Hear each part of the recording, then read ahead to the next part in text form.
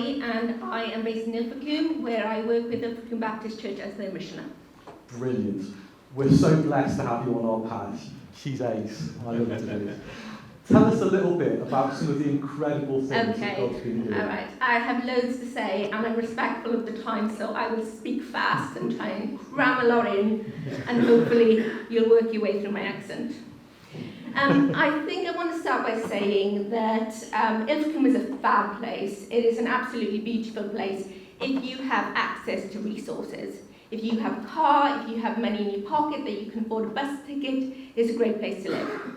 But for those who struggle financially, for those who are, maybe don't have that access to resources, Ilfracombe can actually be quite an isolating place.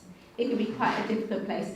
And I noticed this probably most profoundly during the second lockdown that we had, the one in the winter, that was an awful time. It was pretty grim. One of the things that we did to help work with our community, to bless our community, was something simple. We just opened the church doors, and I perched in there a couple of times a week, helping to point people towards the food bank. People would come to me, get a food bank voucher, and then go down to the Salvation Army and get their food. I was not prepared for the complete tsunami of stuff that came my way in there. There was thing after thing after thing, and people were so open and wanted to talk. People wanted to be heard, they wanted to be seen, and they were so open to being prayed for as well. And we are talking about some really extreme stuff like domestic violence and homelessness and poverty and suicide. I had more suicide prevention conversations during that time than ever. And we saw God in that. Those were holy moments. We saw God at work. And I know for a fact that there are people still actually alive today because they met with Jesus Christ in the foyer of a church. That was a really interesting experience for me as part of that whole missional listening thing, because when I arrived in Ilfracombe, what IBC, one of the sort of events IBC did was something called Open Church. On a Wednesday, in partnership with other churches, they would open the building and serve tea and coffee. When we went into the first lockdown, that all stopped, and as I'm sure this is a familiar story to you, it stopped and people took the time to think about whether or not they wanted to continue, and a lot of people stepped away. I was asked to take that idea and pray through whether or not we felt that it had a future. My experience in the porch of the church told me that it did, that there was a place for people who struggled to fit in, needed. There was a space for that, and that's what Open Church did really well, was welcoming people who perhaps wouldn't find the place anywhere else. But we also knew that God wanted more. He wanted to ramp it up a bit. And so at that time it was me and Jesus.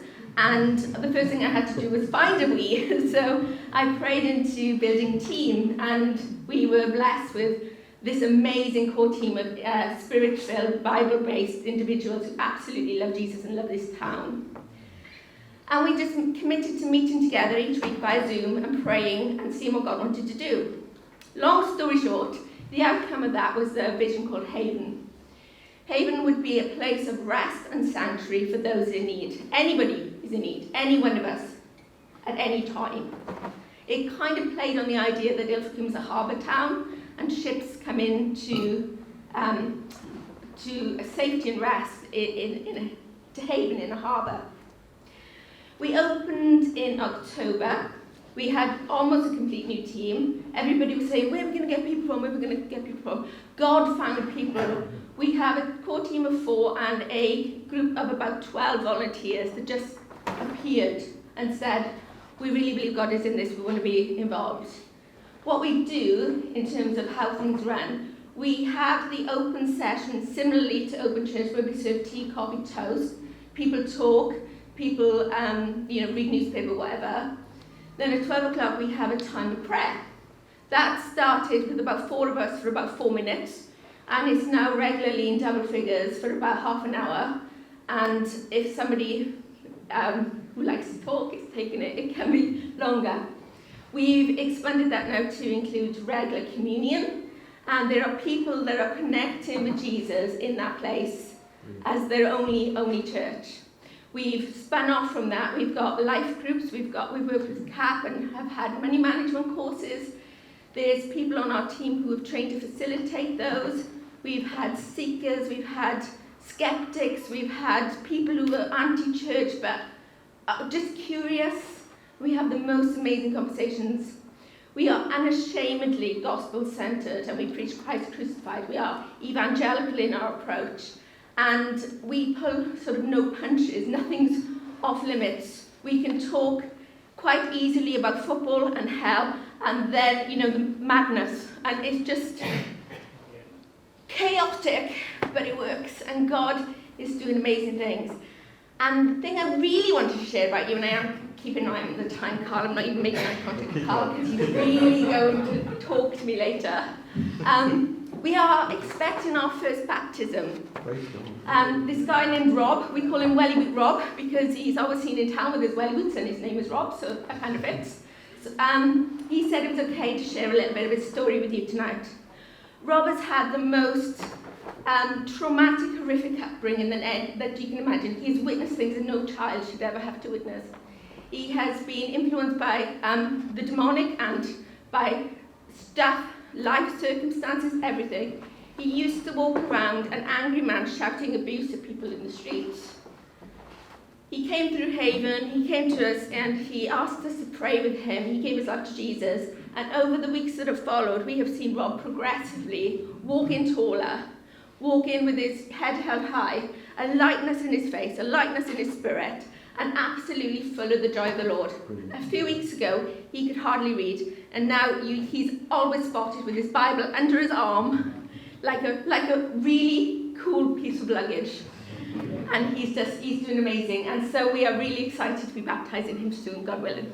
Praise God for that. Amazing. Stop saying sorry. These are good stories. We praise God for this. We need subtitles though with me. I'm not That's good. We'll video it. We'll watch it back. Okay, cool.